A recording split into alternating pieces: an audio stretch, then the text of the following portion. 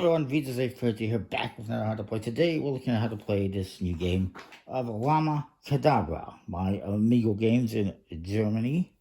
And this is actually a German version. It's designed by Rainer Knizia, who's been doing games forever and has so many games out there that he's designed. A lot of them card games and a lot of them on this channel.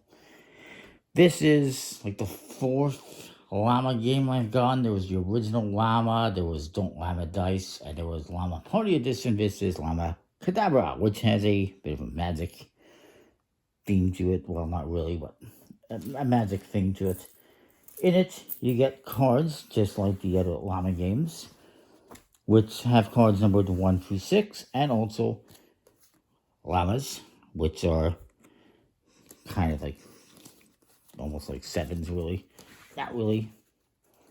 And basically the way it plays is everyone's going to have a hand of cards, and you're going to play cards onto the table. It's kind of a setting game, and you have to play cards that are the same number or one higher. So if there's a 4 here, you can play a 4 onto this, or a 5.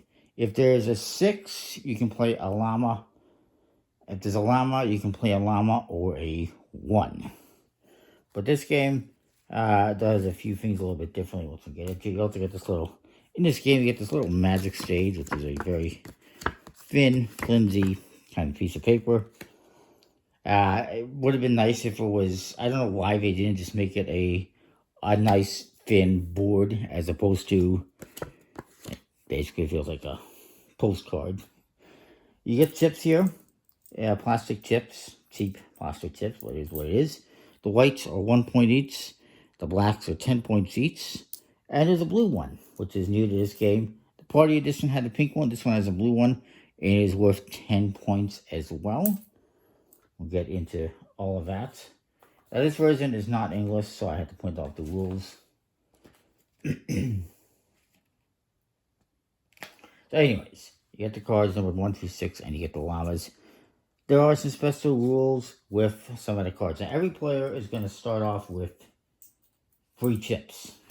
3 white chips, if I recall correctly. And each player is also going to start off with 6 cards. On your turn, if you play a 1, the 1s all have this white dot on it. That is a chip. And what that does is, if I play this 1 onto the discard pile, I get to give one of my chips, the lowest value chip, to one of my opponents. If the lowest value chip I have is a 10, I give him a 10. If I have only this one, I give him this one. I'll explain how you get that one in a minute. The object of the game is, as well as you're trying to have the least amount of points. Once somebody hits 40 points, the game is over, and whoever has the least amount of points at that time is the winner. This game does play 2 to 6 players, ages 8 and up. But that's what that 1 does. The 1s do. All the 1s are like that. Some of the cards, there is, I believe, 1 in each number, have a blue star. When you play this one, that is when you get the blue chip. And if my opponent has the blue chip, I get to take it from him and take those 10 points, which I don't really want. There are ways to get rid of the blue chip. And the first one, obviously, is to have it taken away from you by an opponent who plays one of those cards. It's called a magic token, by the way. The other is that on your turn, if you want, which might be beneficial to you if you don't have any cards that you can play, you can just skip your turn. And when you skip your turn, you get rid of that. You don't have to worry about it. So it's kind of an interesting little add-on they did for this game.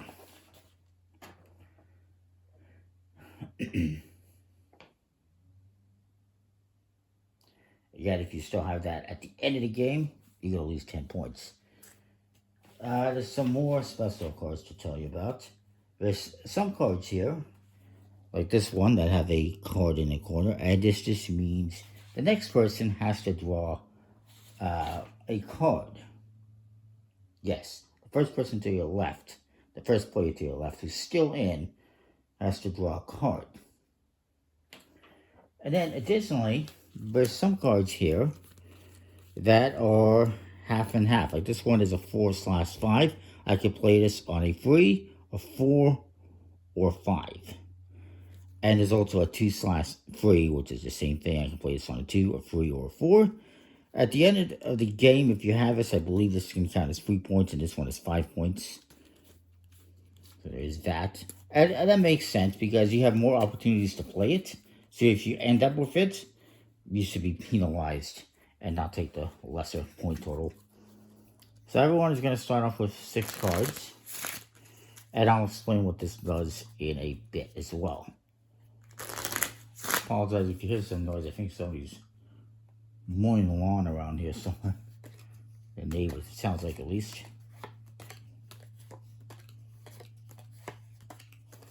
So deal out the cards. I'll put all these aside. Each player starts off with 6 cards and 3 white chips. And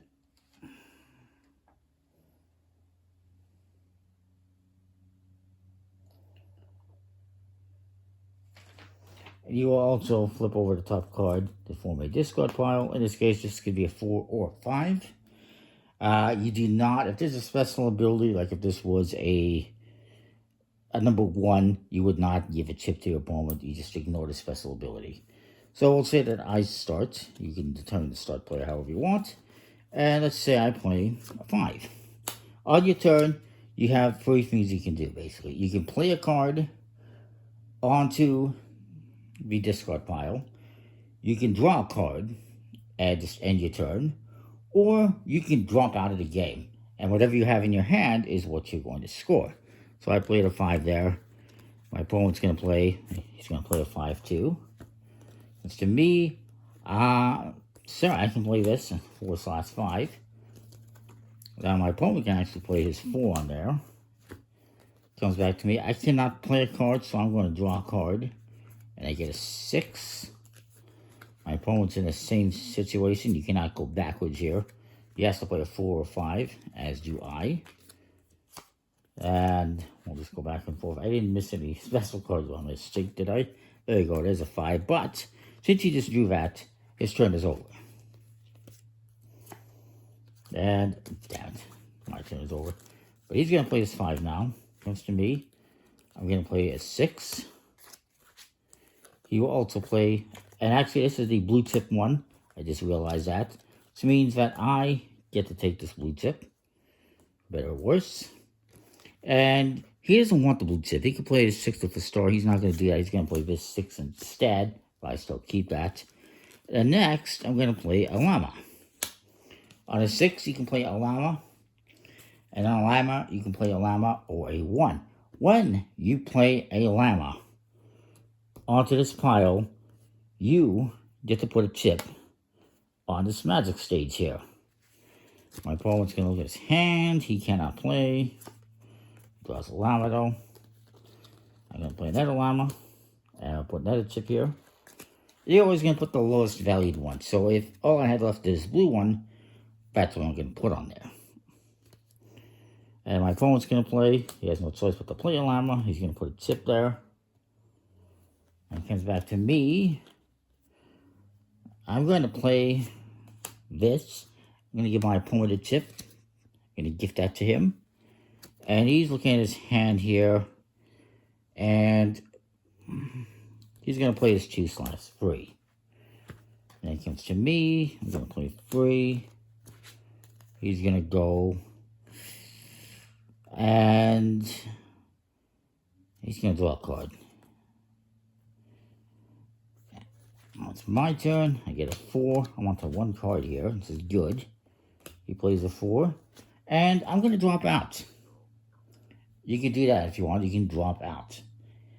And if there was more people here, the game would continue until everyone but 1 person dropped out or 1 person goes out. If I were to go out, if I were to play my last card on there, go out, I would give a chip to one of my opponents.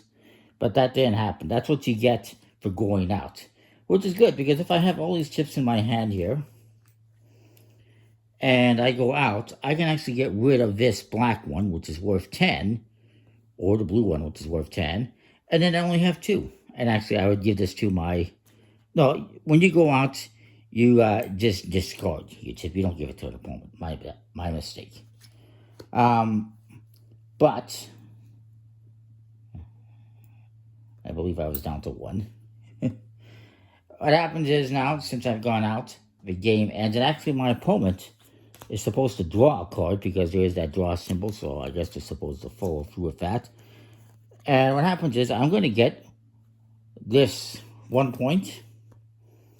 And my opponent is going to score 6, and 4 is 10, and 2 is 12. So they're going to get 12, which is unfortunate for them. The reason why I counted these 2s as 1 is because that's what you do. You do not count duplicates. You only count each number once. So if you had 2 4s, that would just be 4. If you had 3 2s, that's still just 2. Then you'll take all the cards, reshuffle, and redeal. Now, what about this? Let's talk about this some more. So what happens is, once this is filled up, it's magic fill time. And what happens is, every player is going to have to play, let's say we had that here, every player is going to have to play a Lama card. And you also get to give a chip. It has to be your lowest value chip. So my opponent plays 1. He puts on a chip on there. Then he comes back to me. Uh-oh, I don't have any llamas left. Well, what happens is I get to collect all these points, which could have, black ones on there potentially, and add them to my score pile. That's the magic. So, and then you just continue with the game. And again, once more llamas come out, you'll add more on here, and you keep doing that until it gets filled up again. So it's an interesting, some interesting little mechanics that they add to the game, or I don't know if mechanic is the correct term here, but obviously the little special abilities on the cards are cool. The little magic soul thing is kind of interesting.